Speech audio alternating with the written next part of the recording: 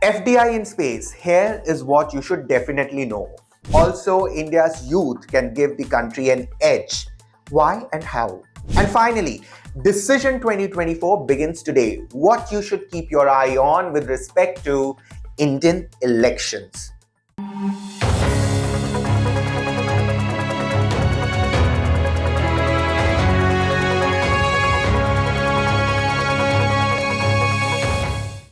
Hello everyone, I am Manas Srivastava and I am here with the 3 must reads from the Indian Express today. आज की तारीख है अप्रैल 19th अप्रैल. बहुत मायनों में ये तारीख बहुत इंपॉर्टेंट है because the first phase of the election starts from today. Okay, but also because the newspaper has brought you a lot of information with respect to the current affairs preparation के लिए newspaper reading बहुत जरूरी है. और इसीलिए मैं कहता हूं कि आपको यूपीएससी की of the Indian express, UPSC section के इंडियन एक्सप्रेस के यूपीएससी की फॉलो करना चाहिए, जो बताता है कि आपको हर दिन का अखबार, हर दिन का न्यूज़पेपर कैसे पढ़ना चाहिए, उसमें क्या पढ़ना चाहिए, और बियॉन्ड दी हेडलाइन जाके आपको अपने एग्जाम्स के लिए उस पर्टिकुलर न्यूज से कैसे तैयारी करनी चाहिए. Okay, so that is what UPSC की टेल्स अस.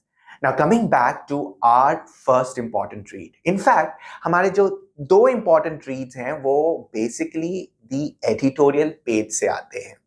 ठीक है, एक छोटा सा worldly wise लिखा हुआ है on the right hand side corner of the page. It says all civilizations become either spacefaring or extinct. It's by Carl Sagan, and when you read this you should think कि इसका मतलब क्या है, क्योंकि कई बार एग्जाम्स में quotes पूछे जा रहे हैं, एसेज में पूछे जा रहे हैं, लॉन्ग फॉर्म ऑफ आंसर्स में पूछे जा रहे हैं, और कई बार आपको कोट्स का यूज करना चाहिए. So why not use this worldly wise in our writing technique. Anyway, space faring की वर्ड की वजह से जो पहला आर्टिकल है वो बहुत इंपॉर्टेंट हो जाता है. एक छोटा सा आर्टिकल है 3 पैराग्राफ का, but very important not only from the perspective of current affairs, जो information ये provide कर रहा है, but also the way it is written. The beauty of these articles in the written form can help you how to write answers, how to write essays. ये जो पहला article है ना, opening up, और it says that new FDI regime fits with India's growing stature as space-faring nation. Market freedom requires regulatory oversight. इसमें आपको facts मिलेंगे, और जब आप इसका लास्ट पैराग्राफ देखेंगे तो एक तरह से वे फॉरवर्ड मिलेगा. Okay, some suggestion.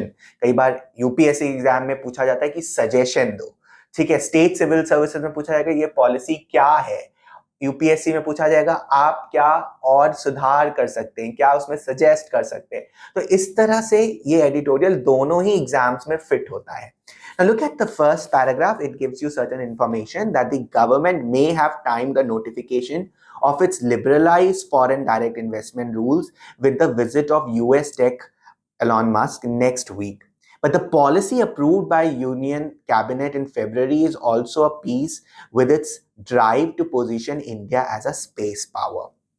ठीक है, तो हमें पता है कि एलॉन मस्क की जो टाइमिंग है यहाँ पे आने की, उसमें उसके साथ साथ जो फॉरेन डायरेक्ट इन्वेस्टमेंट के लिए जो लिबरलाइजेशन जो गवर्नमेंट टाइम कर रही है, नोटिफिकेशन कर रही है, that's a good timing. But at the same time it says that जो हमारा स्पेस पावर से रिलेटेड इंडिया की जो ग्रोथ है उसके लिए कैसे ये बहुत इंपॉर्टेंट है.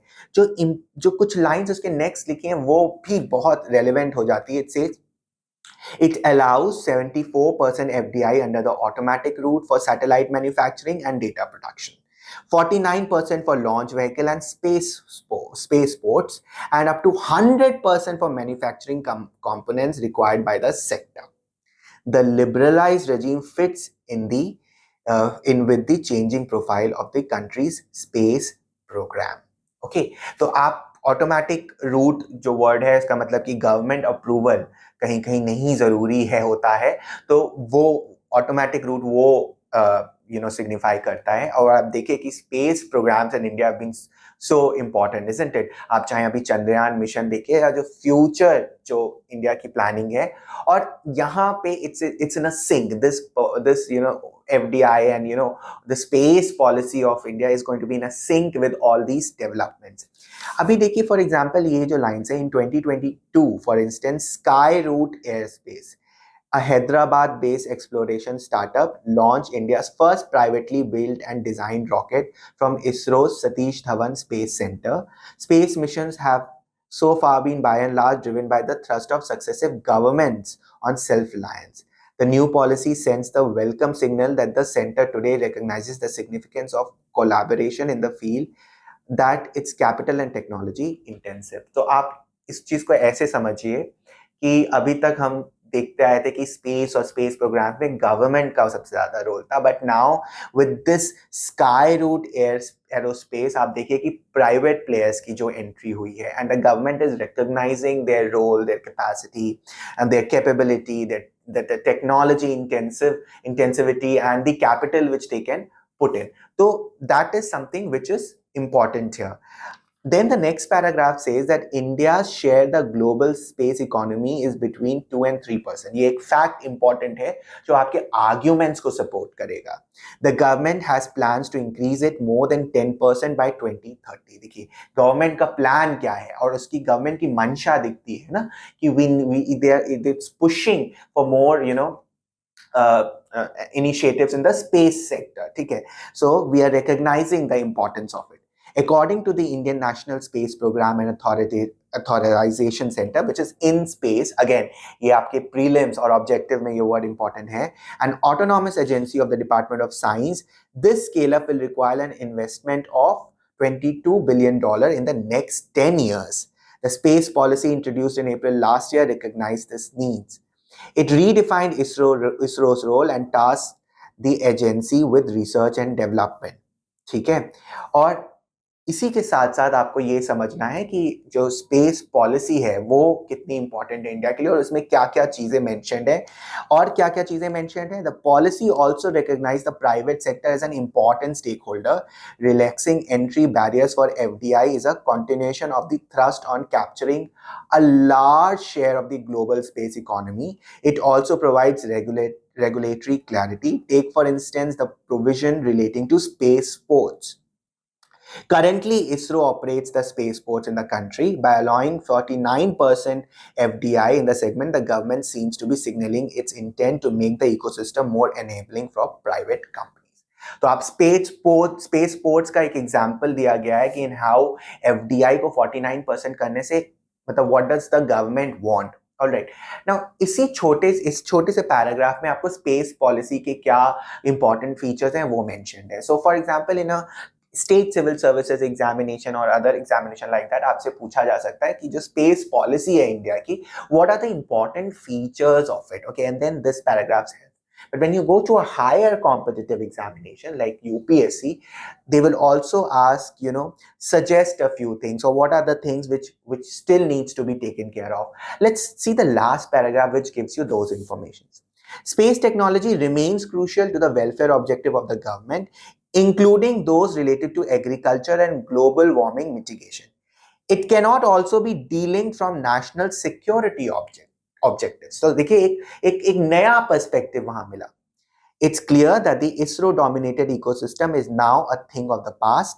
India's space economy now needs the right balance of regulatory oversight and market freedom. A liberal FDI regime is its first step. ठीक है, तो ये एक तरह से आपको this is critical appreciation of what is happening here. तो इस तरह से you are preparing not only for your current affairs, but you are also preparing for a subjective kind of answer for state civil services or other examination and UPSC kind of examination. These 3 paragraphs is full of information and a beautiful piece of writing. ठीक है, तो इसको implement करिए अपनी writing skills में भी. Now let us go quickly to the second important read. The second important read is with the headline Clash of Aspirations, and it's written, India's demographic dividend could hurt its youth and cannot be employed in jobs that meet their ambitions. तो अभी यहाँ पे अभी आप समझ गए हैं कि यहाँ पे एम्प्लॉयमेंट की बात हो रही है और यूथ की बात हो रही है. Now first you have to understand that what is the scenario, why is this being talked about. So the first paragraph, and this is written by Martha Leheri, by the way, so it's an important piece. India is today at an inflection point. During the current century, the country has experienced a couple of decades of economic growth rates that have been significantly greater than the growth rates in the first 4 decades post independence. So there has been a growth, and therefore India is seen as a political counterweight and economic counterweight to China. Not only India sees itself like that, but also the Western countries is seeing like that. And therefore, it is very important to address the issue of youth employment and the workforce. But what is India's demographic dividend or boon? Okay, इसका जो second paragraph है वो important हो जाता है, and it says that the typical India is very young, with the median age being around 28 years. Moreover, India has a very low dependency ratio with 100 workers for every 40 dependents. And in the bracket it is mentioned those who are too young or too old to be working. India's low dependency ratio, the young age of its workers, and the anticipated addition of around 10 million new workers annually for the next couple of decades is often described as India's demographic dividend or boon.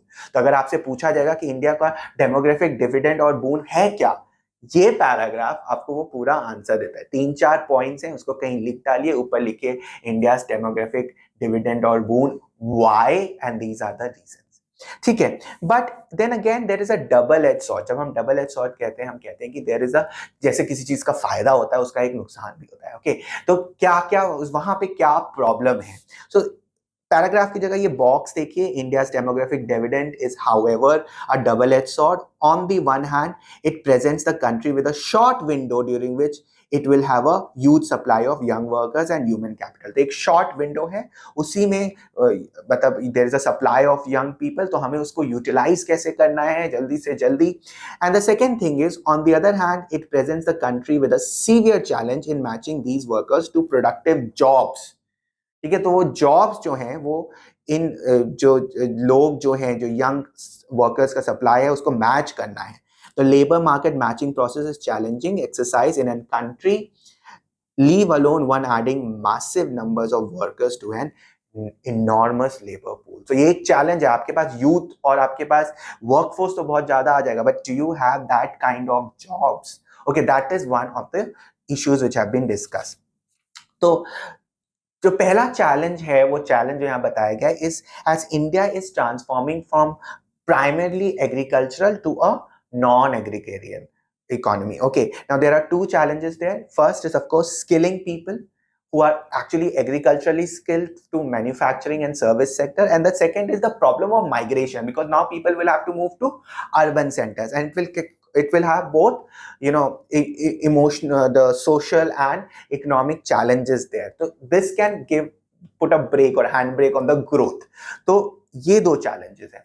यहाँ पे labour market का failure भी दिखाया गया है, where there are various reports which are mentioned in paragraph 5 which shows that there is a failure by the labor market in India. Now, why there is a labor market failure? First is the smallness of firms. Firms की smallness है employment और revenue दोनों के perspectives में, और दूसरा है skill deficit. ठीक है, and there is also problem in the education system. Now there are many examples that white collar jobs जो companies हैं, उनकी ये complaint आती है कि हमारे जो Indian employees हैं, they are not very fit for the job, the requirement. So there is one example there. Now, India's youth can give country an edge. That is one thing. But if they want to get, you have to, if you want to utilize that youth potential, to give them jobs which they desire. So there, you know, you cannot unleash their aspirations and satisfy them in gig working jobs. Okay, gig working jobs where there is less of security, job security. There are many insecurities. So that is what it is largely telling you. बहुत ही interesting article है, important article, बहुत simple लिखा गया है. आप आधे पन्ने में इसका नोट्स बना सकते हैं डायग्राम के through, and it is prepared. The last read is definitely, it's about the election season, and I will quickly just tell you that The front page says decision 2024 begins today. You have to know that where are these things are happening, which are places the elections are happening, or phases वगैरह की information आपको होनी चाहिए. But look at these images. Don't miss the image. Polling teams with EVMs and voting material leave for the Kiltan Island in Lakshadweep. Underline this. Voting in Lakshadweep will be held on Friday. तो कई बार आपको images बहुत information देती हैं, तो आप जो है इलेक्शन न्यूज को ढंग से पढ़ें, ठीक है. And it's a time that आप इंडिया के मैप खोल के आप देखें कि ओके एंटायर तमिलनाडु, तो तमिलनाडु किधर है, उसके बॉर्डरिंग स्टेट्स क्या हैं, उत्तराखंड, तो उत्तराखंड किधर है, उसके बॉर्डरिंग स्टेट्स क्या हैं, and 58 states across 90 seats across 19 states and union territories. तो इस सब के बारे में आप जानकारी एकत्रित करिए, मैप देखिए, okay. And it will be fun to go along with the elections and prepare something very important for your exam. That's all from me today. Write to me at manas.srivastava@indianexpress.com. Think smart, work hard, conquer your goal. Bye bye.